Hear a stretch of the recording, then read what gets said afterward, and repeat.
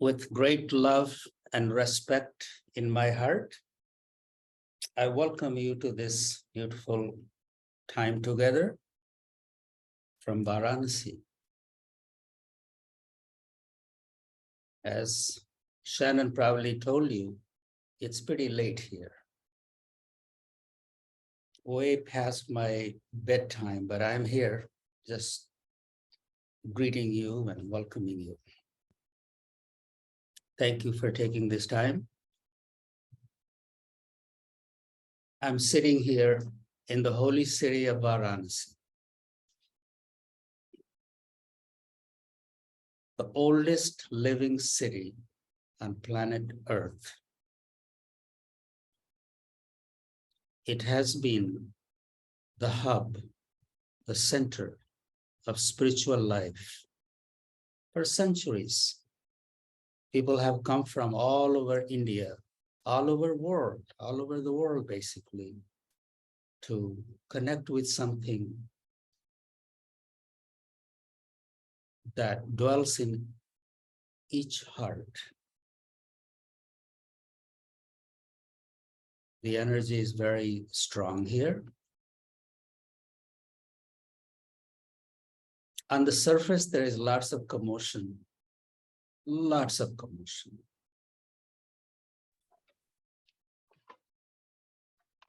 If our mind is only on the surface, reacting to what's happening on the surface, it becomes a little difficult to get a glimpse of what's below the surface.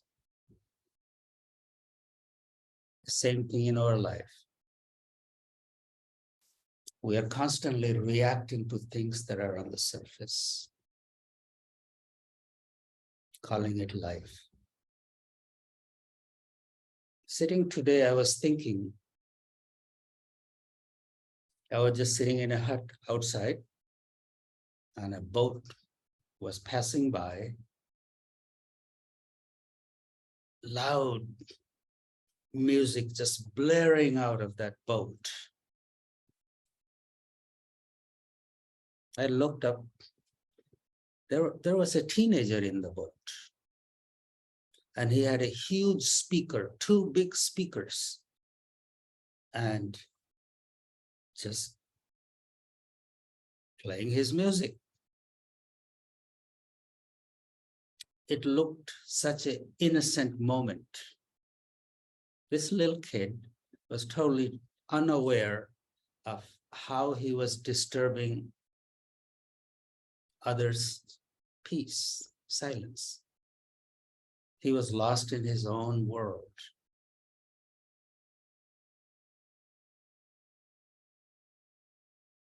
Instead of being irritated, upset, my mind went to that this kid doesn't know any better.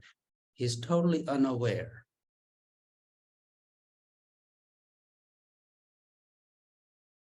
It happens in our life too. People are unaware, they do certain things, and we get upset. And you find your own reasons to be upset, because you expect the other person to be a certain way. But the other person is not where you are.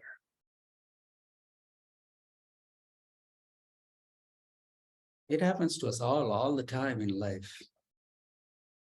Now, it's up to us whether we get all worked up about it or we find a way out of it. And that was a moment of sadhana. Sadhana is not only sitting in the meditation cushion and doing your mala and praying and reading scriptures. Sadhana is how you take a moment in your daily life that's taking you towards negativity and turn it into positivity.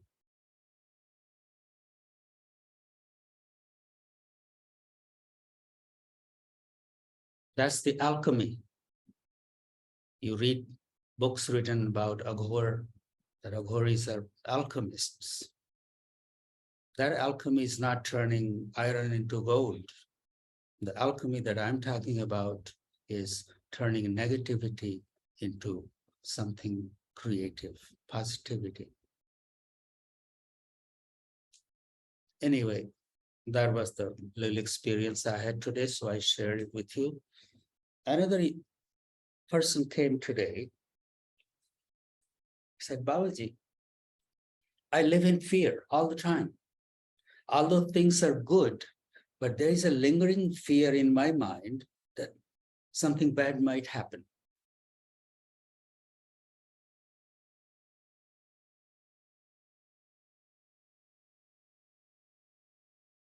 It was not the first time that I'm hearing this. I have heard this many times here and back in the States.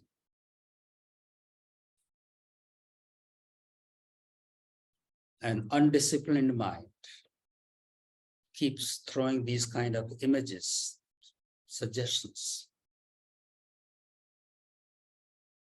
This person asked me, what can I do? And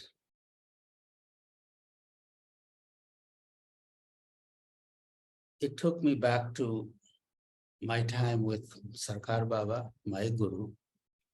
I had heard him speak once to someone that it's the lack of trust generates fear. Lack of trust generates fear. In Hindi, there is a word, Shraddha and Vishwas. Shraddha and Vishwas. Loosely translated, Shraddha could be called faith. And when I mention the word faith, some people can take it in a very negative way. Faith, you mean I have to subscribe to something. Faith, let's look at it this way. Is there something in your life that you believe in?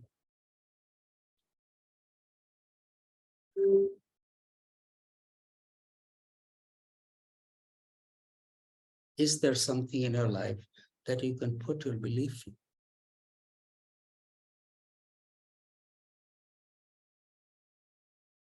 That's Shraddha. Once we have found a seat for our belief, trust naturally appears.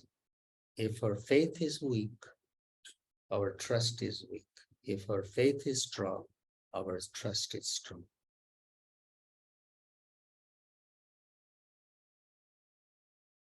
I'm not saying you have to have faith in God or anything like that, because even the word God has a charge for many people, as I have seen in my wanderings. God is just a name for that great unknown, that great presence.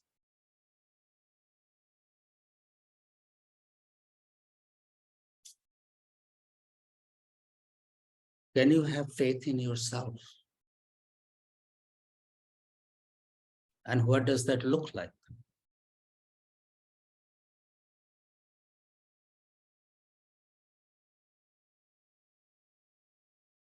Baba used to say, you have no right to worship anyone else. You have right to worship only yourself. Now, what does the word worship mean? Love, respect.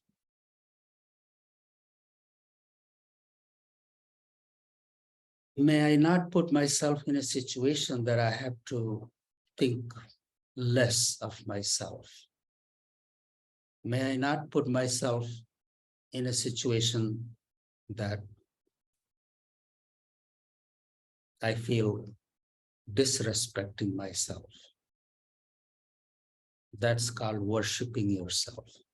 Being kind, being loving, being honoring the self is worshiping yourself. Not worshiping your ego. See, there is a difference between the ego and the self. Most of the time, we are defending our ego.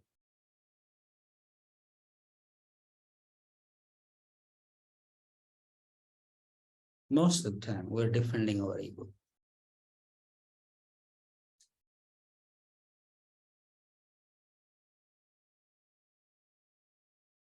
There is a beautiful teaching at the ashram that most of you have heard. Nothing is worth losing your peace. It's very simple. Nothing is worth losing your peace. Maintaining your peace, little things don't knock you off your balance, is worshiping yourself.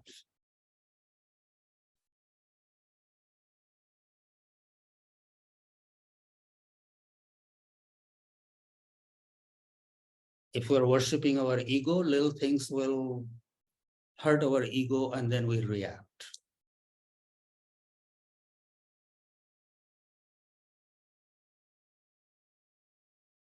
If I call myself a spiritual person, this has to be very much in our awareness all the time. Whatever it is, whatever you are going to act or react, can you take a moment and ask, is this worth losing my peace?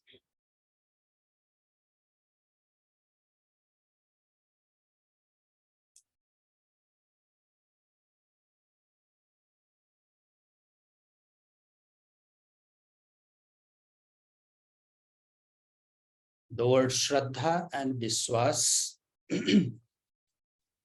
once we have established our faith in something, in India, people have established their faith in so many ways, in little statues, little idols, in the temples.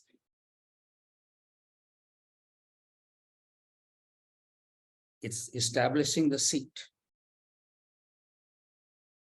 And once you have established the seat of the Guru or established the seat of the divine in something, your love and respect, you offer love and respect to that,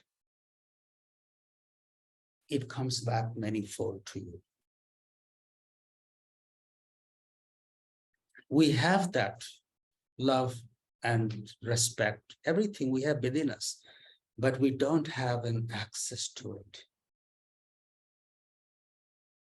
So when we take it out and put it on something outside of us, it becomes more accessible, it comes back manifold to us.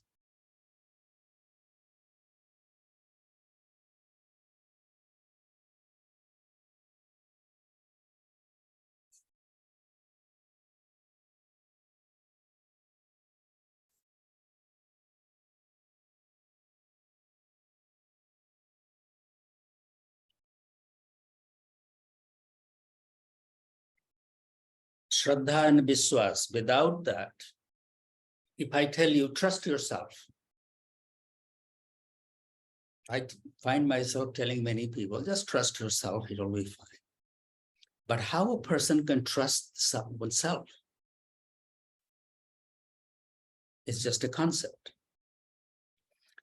Before I begin to trust myself, I tell you my own story. When I had left everything behind on Baba's suggestion that walk away, go to a new place, penniless.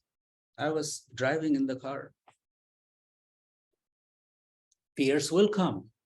What will happen? Where is my next meal? Where am I going to sleep? Where is my next food going to come from? In that moment, the only thing that was my support was My Guru's blessing is with me. Something will happen. That was my faith in that I had established in my Guru.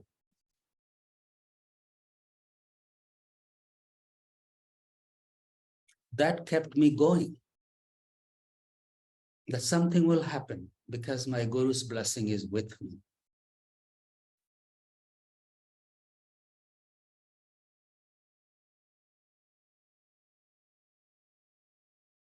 That kept me from that fear, just diving into that fear. Oh my God, what's going to happen? Establishing the seat of faith in my Guru, I drew strength from there. First came consolation. Something will happen. And something did happen. And it didn't happen just because I had my faith in there and I didn't do anything. I made my effort. I met people, I talked to them, and I shared my story with them, told them about my dreams. So when we have this, establish the faith and make little effort, definitely things happen.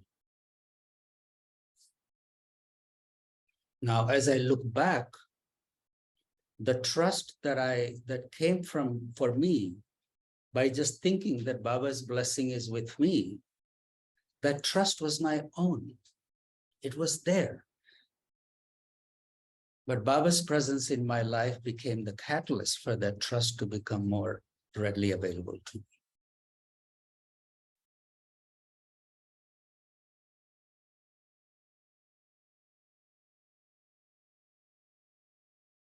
In Varanasi, Ramayana was written, the holy text of Ram's life. There is a beautiful line in there. Before he began to write the Ramayana, Tulsidas, he wrote, I bow to Shiv and Parvati. I bow to Shiv and Shakti, who reside in each human being in the form of faith and trust.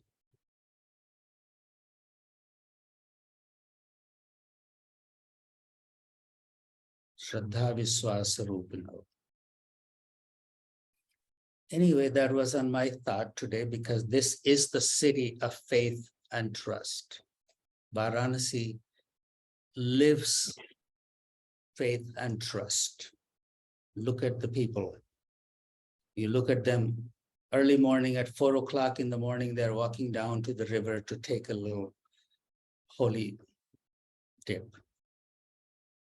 What is that energy that's compelling them to wake up at 4 in the morning and walk to the river in the darkness to take a dip? It is the energy of faith and trust that something will happen.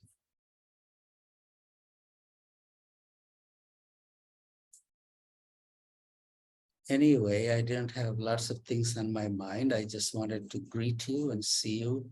It's lovely to see so many faces today. And